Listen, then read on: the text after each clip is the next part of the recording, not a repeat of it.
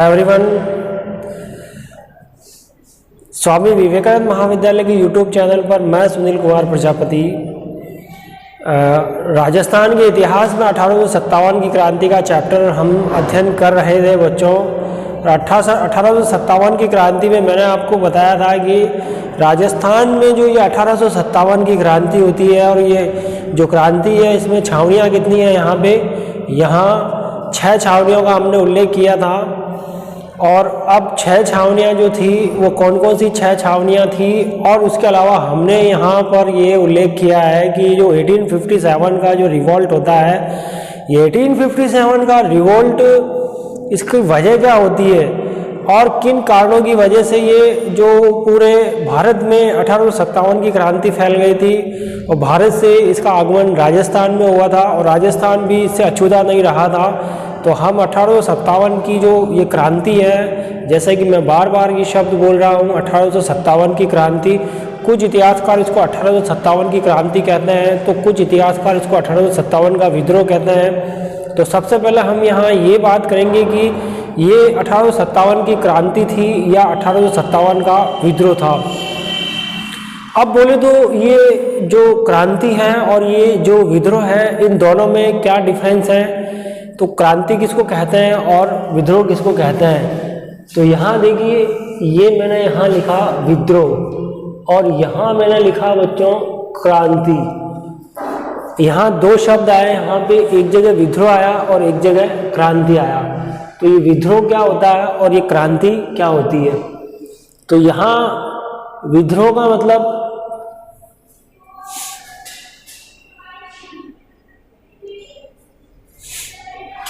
यहाँ विद्रोह जो है बच्चों, क्रांति का मतलब होता है आमूल चूल परिवर्तन, आमूल चूल परिवर्तन।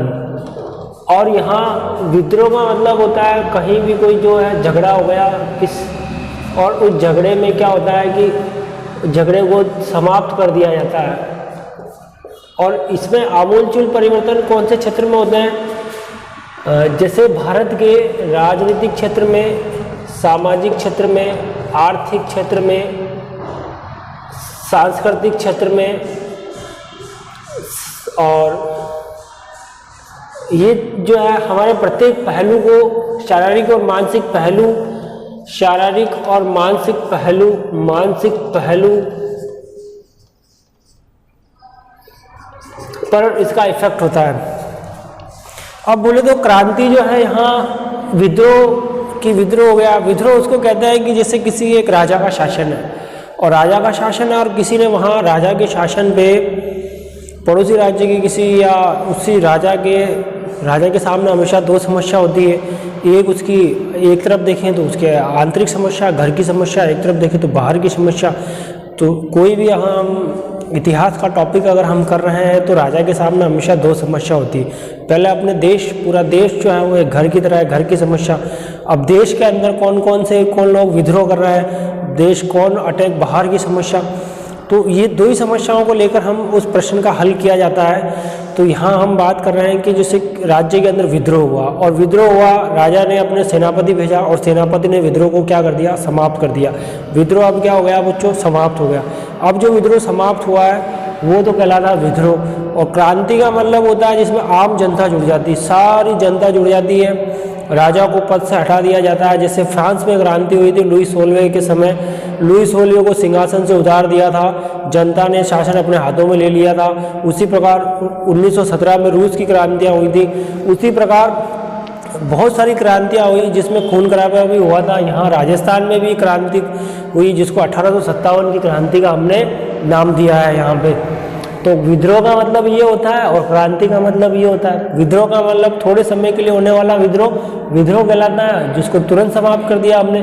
क्रांति का मतलब कहलाता है जिसमें आमूल चूल परिवर्तन होता है और जिसमें राजनीतिक परिवर्तन भी होगा, सामाजिक परिवर्तन भी होगा, आर्थिक परिवर्तन भी होगा। ये जो है प्रत्येक मनुष्य के शारीरिक और मानसिक पहलुओं पर जो परिवर्तन होता है वही क्रांति कहलाती है। अब ये कौन कौन से परिवर्तन हुए थे, वो 1857 की क्रांति के परिणाम जब हम अध्ययन करेंगे तब हम बात करेंगे कि इस 1857 की क्रांति के परिणाम क्या निकले थे। अब बोले तो क्रांति के मैंने आप 6 जो है जगह कौन सी है जहाँ पर ये जो क्रांति है 1857 की क्रांति, जहाँ पर क्रांतिकारियों ने विद्रोह किया था, तो वो जो 6 जगह थी वो कौन सी है। तो यहाँ सबसे पहले अगर हम बात करें तो यहाँ ये त्रिभुज की आकृति का, कौन सी आकृति का बच्चों, त्रिभुज की आकृति का, त्रिभुज की ये है यहाँ पे त्रिभुज आकृति। ये त्रिभुज आकृति कौन है बच्चों, ये अजमेर है। ये कौन सी जगह है, अजमेर। मैंने आपको बताया ये अजमेर है, 7 अरावली पहाड़ियों से घिरा हुआ अजमेर है। अजमेर एक शब्द होता है अभी नाटो, अभी का मतलब होता है ऐसा हो जाएगा यहाँ पे अजमेर, बी से हो जाएगा भीलवाड़ा, ना से नागौर और टोंक, यानी अजमेर संभाग। अजमेर संभाग में ये 4 जगह आती है। त्रिभुजाकार आकृति का 7 अरावली पहाड़ियों से घिरा हुआ कौन सी जगह है, अजमेर। अब बोले तो अजमेर के अंदर एक जगह है नसीराबाद। यहाँ एक सैनिक छावनी है। कौन सी छावनी है, सैनिक छावनी है यहाँ पे। नसीराबाद के थोड़ा सा अगर हम 50 किलोमीटर आगे चलते हैं तो यहाँ 50 किलोमीटर आगे यहाँ कौन सी जगह आती है, ब्यावर, BEAWAR, ब्यावर भी एक क्रांति का केंद्र था। हम बात करें इधर तो यहाँ है कोटा, और कोटा भी एक क्रांति का केंद्र था, कोटा के बाद अगर हम बात करते हैं यहाँ पे देवली कहाँ है, टोंक जिले में। ये टोंक जिले में देवली है, यहाँ भी क्रांति का केंद्र था। और यदि हम बात करें तो एक उधर है आपके उदयपुर में कौन सी जगह है, खेरवाड़ा, ये भी एक क्रांति का केंद्र था, उदयपुर के बाद अगर हम बात करते हैं तो यहाँ राजस्थान से बिल्कुल सटा हुआ एक प्रदेश कौन सा है, और वो है आपके राजस्थान से सटा हुआ एमपी में कौन सी जगह है, नीमच, ये भी एक क्रांति का केंद्र माना जाता है। अब यहाँ जो हम देख रहे हैं कि जो क्रांति के केंद्र हैं वो सबसे पहले नंबर पे देखते हैं तो यहाँ कौन सा केंद्र आता है, सबसे पहले नंबर पे अजमेर आता है। यहाँ पे ये कौन से नंबर का, पहला नंबर का अजमेर के बाद अगर दूसरे नंबर पे बात की जाए तो ब्यावर आएगा दूसरे नंबर पे। तीसरे नंबर पे अगर बात करें तो कोटा आएगा तीसरे नंबर पे। 4 नंबर पे अगर बात करें तो देवली टोंक आएगा। और 5 नंबर पर अगर हम बात करते हैं तो 5 नंबर पे क्या आएगा बच्चों, ये खेरवाड़ा उदयपुर आएगा। और 6 नंबर पे आपके एमपी नीमच आता है। यहाँ तक कि हमने बात की कि 1857 की क्रांति के केंद्र कितना है, 1857 की क्रांति के 6 केंद्र हैं। कितने केंद्र माना जाता है, 6 केंद्र माना जाता है।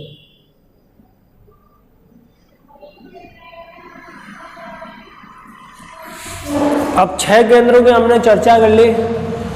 पहला कौन सा था, दूसरा कौन सा था, तीसरा कौन सा था, चौथा कौन सा था, 5वां कौन सा था, 6ठा कौन सा था। यहाँ विद्रोह हुआ था, यहाँ क्रांति हुई थी। यहाँ हमने विद्रोह की बात की थी, यहाँ पे हमने क्रांति को देखा।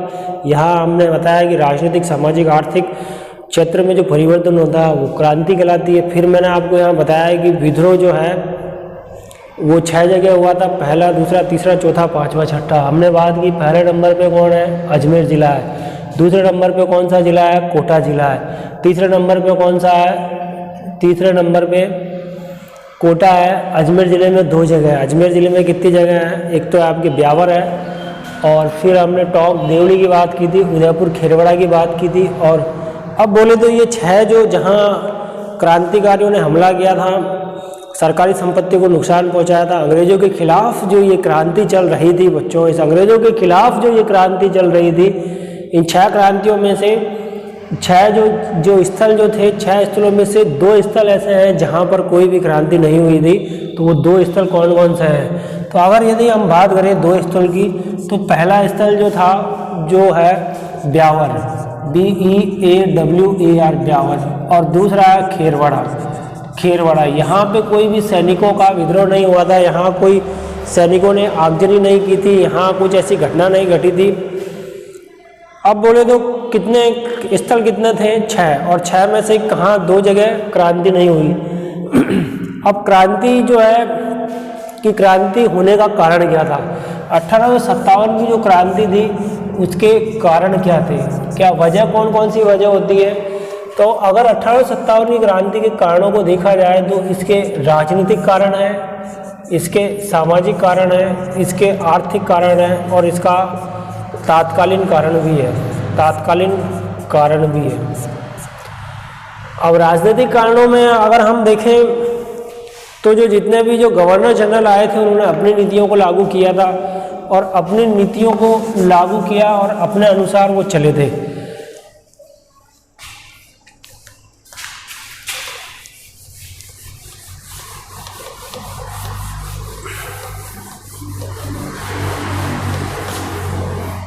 तो यहाँ हम बात करते हैं राजनीतिक कारण, राजनीतिक कारण।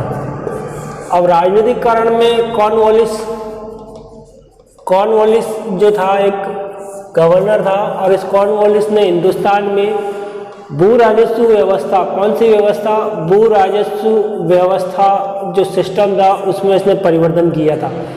पहले क्या होता था और लॉर्ड कॉर्नवालिस ने कौन सी व्यवस्था की थी। पहले यहाँ भारत में कौन होते थे, राजा महाराजा होते थे, राजा महाराजा होते थे और राजा महाराजा अपने अनुसार भू राजस्व वसूल करते थे। भू राजस्व का मतलब होता है बच्चों लगान। भू राजस्व का मतलब क्या होता है, लगान। और ये लगान किससे लिया जाता था, ये किसान से वसूल किया जाता था। लेकिन अब जब अंग्रेजों ने भारत पर अपना अधिकार जमा लिया था लॉर्ड कॉर्नवालिस ने यहाँ पर इस भू राजस्व व्यवस्था में क्या कर दिया, अब वो इसमें क्या कर दिया, परिवर्तन कर दिया। अब यहाँ पर स्थायी बंदोबस्त लागू हुआ। कौन सा बंदोबस्त लागू हुआ, स्थायी बंदोबस्त लागू हुआ। अब यहाँ कौन सा बंदोबस्त लागू हुआ, यहाँ पे महालवाड़ी बंदोबस्त लागू हुआ। अब यहाँ पर महालवाड़ी बंदोबस्त लागू हुआ। अब यहाँ रैयतवाड़ी व्यवस्था लागू हुई। कौन सी व्यवस्था, रैयतवाड़ी व्यवस्था। अब बोले तो ये जो है 3 प्रकार की व्यवस्था है बच्चों। यहाँ पे हम देख रहे हैं कि जो है यहाँ एक पहले नंबर पे स्थायी बंदोबस्त है, दूसरे नंबर पे महालवाड़ी है, तीसरे नंबर पे रैयतवाड़ी है। पहले की हमने ये बात की थी, पहले राजा महाराजा थे और वो जो है क्या करते थे, लगान वसूल करते थे और राजा महाराजा किसान जो था वो राजा महाराजाओं को लगान देता था। लेकिन अब लॉर्ड कॉर्नवालिस ने स्थायी बंदोबस्त का मतलब होता है एक ऐसी व्यवस्था को स्थापित कर दिया था जो निश्चित लगान की राशि किसान को देनी होती थी। और इसमें स्थायी बंदोबस्त में जमींदार होता था। जमींदार किसके पास जाएगा, किसान के पास में जाता था, किसान से लगान वसूल लेता था और लगान लेके किसको देता था, अंग्रेजों को देता था। यहाँ तक ठीक है। महालवाड़ी के अंदर क्या होगा बच्चों की, पूरे गाँव का जो होगा मुखिया वो सारे गांव के किसानों से क्या लेगा, लगान वसूल करेगा और अंग्रेजों को जमा कराएगा। वो महालवाड़ी थी। फिर अगर बात करें रैयतवाड़ी, रैयत का मतलब होता है किसान। अंग्रेज सीधे किसान के पास में जाते थे, लगान वसूल करते थे। अब यहाँ समस्या क्या आ रही है, अब यहाँ स्थायी बंदोबस्त है, महालवाड़ी बंदोबस्त है और रैयतवाड़ी। अब अकाल हो पड़ जाए, चाहे किसान के पास खाने को रोटी नहीं है, अकाल पड़ गया, लेकिन कहीं से व्यवस्था करके किसान जो है वो लगान की व्यवस्था करेगा। अंग्रेजों को लगान देना होगा उसको निश्चित रूप से। अगर किसान ऐसा नहीं करता है, अंग्रेजों को लगान नहीं देगा, तो अंग्रेजों के जो सेनापति, जो अंग्रेजों के जो सैनिक थे वो किसानों के गाँव में पहुँचते थे, किसानों पर अत्याचार करते थे, उनके घरों को लूट के ले जाते थे, उनके मकान पर अधिकार कर लेते थे, उनके पशुओं को जो है वो ज़बरदस्ती पशुओं को ले जाते थे, उनको किसान के पूरे परिवार को बेघर कर देते थे, उनको मरने के लिए छोड़ देते थे। बहुत बुरी दशा हो गई थी यहाँ किसानों की। और इसी वजह से यहाँ 1857 की क्रांति का आगाज़ हिंदुस्तान में होता है, क्योंकि यहाँ किसानों का शोषण हो रहा है, यहाँ पे आम जनता का यहाँ पे शोषण हो रहा है। अब यहाँ हिंदुस्तान में अंग्रेज राज कर रहे हैं, हिंदुस्तान में अपनी मनमानी, अब अंग्रेज यहाँ अपनी मनमानी चला रहे हैं। अंग्रेज जो थे वो अपने नियमों से जनता जो थी उनको बहुत कम वेतन मिलता था। 7 डे और 16 आवर्स जो है 7 दिन में प्रत्येक डे 16 घंटे मजदूरों को कार्य करने पर बहुत कम मजदूरी मिलती थी। वो केवल भरपेट उनको खाना भी नसीब नहीं होता था। इतनी बुरी हिंदुस्तान की हालत थी। तभी तो ये 1857 की क्रांति का जो दृश्य है हमको यहाँ इतिहास के पटल पर देखने को हमें यहाँ दिखाई देता है। तो सबसे पहला राजनीतिक कारण में हमने ये बताया। उसके बाद में गवर्नर जनरल आता है लॉर्ड कर्जन। और कर्जन जो था उसने कई राज्यों को हड़प लिया था। राजा महाराजाओं का शासन था हिंदुस्तान में, तो उसने लॉर्ड कर्जन ने जो ऐसे कई राज्य कुशासन का आरोप लगाया अवध प्रदेश पे। कौन सा प्रदेश था? अवध। अवध की राजधानी क्या है बच्चों? अयोध्या। अयोध्या जो नगरी है वो कहाँ पर है? अवध। अवध कौन सी जगह पर आता है? लखनऊ में आता है। अवध कौन सी जगह है? लखनऊ में। लखनऊ को क्या कहते हैं? नवाबों का शहर कहा जाता है। नवाबों का शहर कहा जाता है। 1857 की क्रांति में, यहाँ 1857 की क्रांति में अवध की कौन थी क्रांति करने वाली? बेगम हजरत महल थी। कौन थी बच्चों? बेगम हजरत महल। इस बेगम हजरत महल को क्या कहते थे? महक परी कहते थे। ये बेगम है, इसको कोई गम नहीं था, इसलिए ये 1857 की क्रांति में ये जो है बेगम का मतलब होता है इसको किसी भी प्रकार का गम नहीं था, और ये बेगम हो गई थी, यानी ये गुप्त रूप से गायब हो गई थी। और कहाँ चली गई थी? नेपाल। और नेपाल में ही इसकी क्या हो गई बच्चों? मृत्यु हो गई थी। तो हमने अभी बात की कि यहाँ पे ये कौन है? कर्जन। लॉर्ड कर्जन ने कई राज्यों डॉक्ट्रिन ऑफ लैप्स की नीति अपनाई थी। अब बोले तो ये डॉक्ट्रिन ऑफ लैप्स क्या होता है? डॉक्ट्रिन ऑफ लैप्स का मतलब होता है राज्यों को हड़प लेना। बघाट है, जैतपुर है, संबलपुर है, उदयपुर है, और उसने ऐसे कई राज्यों को हड़प लिया। सतारा है, सतारा नागपुर में है।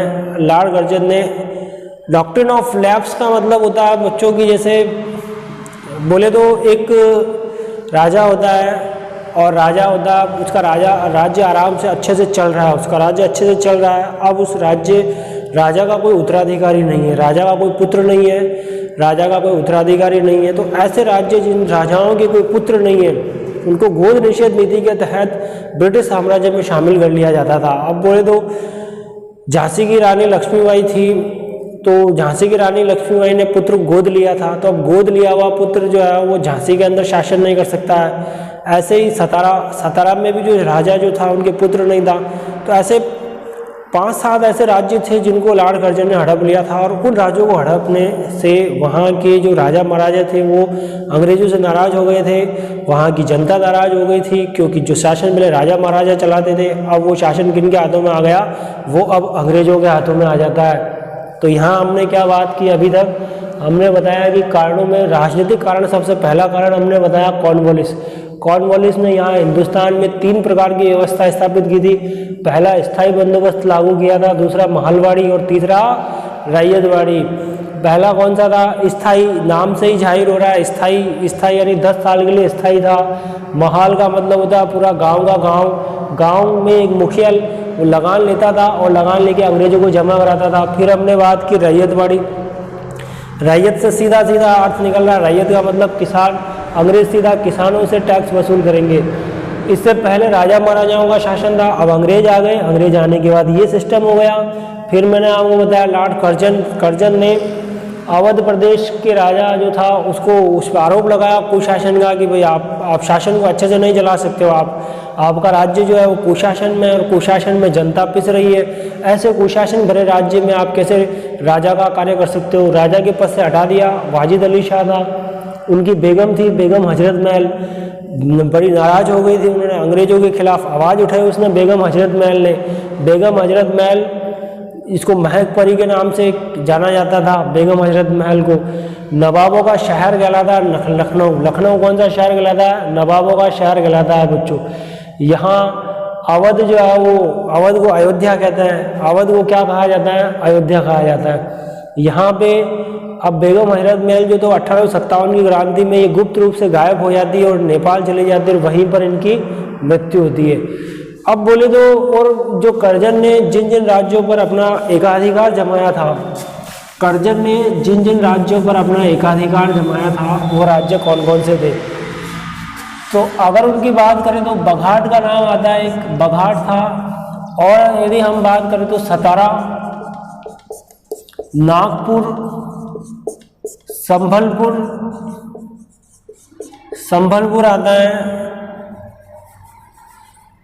बघाट, सतारा, नागपुर, संभलपुर। उदयपुर, ये राजस्थान वाला उदयपुर नहीं है बच्चों, ये उधर उदयपुर दूसरा उदयपुर है उड़ीसा वाला। तो 1 2 3 4 5 5